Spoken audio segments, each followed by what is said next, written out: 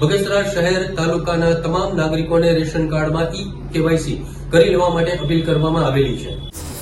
બગસરા શહેર અને તાલુકાના તમામ નાગરિકોને પોતાના રેશન કાર્ડના તમામ લોકોના આગામી 30 નવેમ્બર સુધીમાં કેવાયસી કરવા મામલતદાર પ્રશાંત ભીંડી સાહેબ દ્વારા અનુરોધ કરવામાં આવેલો હતો। સરકાર દ્વારા તમામ રેશન કાર્ડ ધરાવતા તમામ નાગરિકોને પોતાનું રેશન કાર્ડમાં કેવાયસી કરવામાં આવી રહ્યા છે।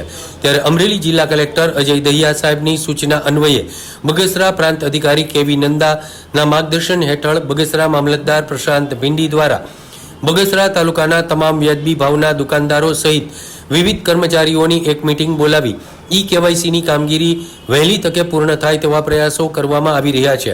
ત્યારે સરકારશ્રી દ્વારા તમામ રેશન કાર્ડ ધારકોના કેવાયસી કરવામાં આવી રહ્યું છે।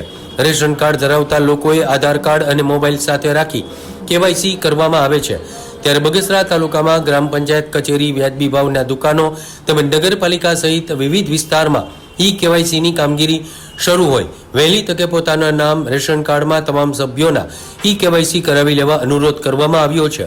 હું બગસરા મામલતદાર પ્રશાંત ભીંડી, અમરેલી જિલ્લો, બગસરા તાલુકા મામલતદાર તરીકે બગસરા તાલુકાના 35 ગામોના નાગરિકોને એક સંદેશો પાઠવું છું કે સરકારશ્રી દ્વારા રેશન કાર્ડ ધારક જે કોઈ છે કે તેઓને કોઈપણ કેટેગરીનું રેશન કાર્ડ ધરાવતા હોય તેઓને રેશન કાર્ડ કરાવવું ફરજિયાત છે।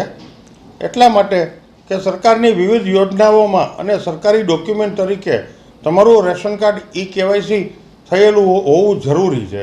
માટે દરેક નાગરિકોને હું અપીલ કરું છું, વિનંતી કરું છું કે આપનું રેશન કાર્ડ આપના પરિવારમાં જે સભ્યો હોય તેમના આધાર કાર્ડ, રેશન કાર્ડ અને મોબાઈલ નંબર સાથે મામલતદાર કચેરી ખાતે બગસરા ખાતે કેવાયસીની કામગીરી શરૂમાં છે।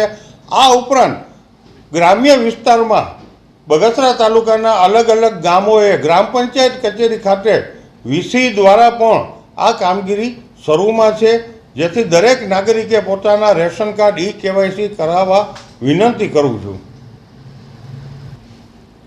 આ કેવાયસીની કામગીરી આગામી 30/11/24 સુધીમાં દરેક નાગરિકે કરાવી લેવા ફરીથી વિનંતી કરું છું।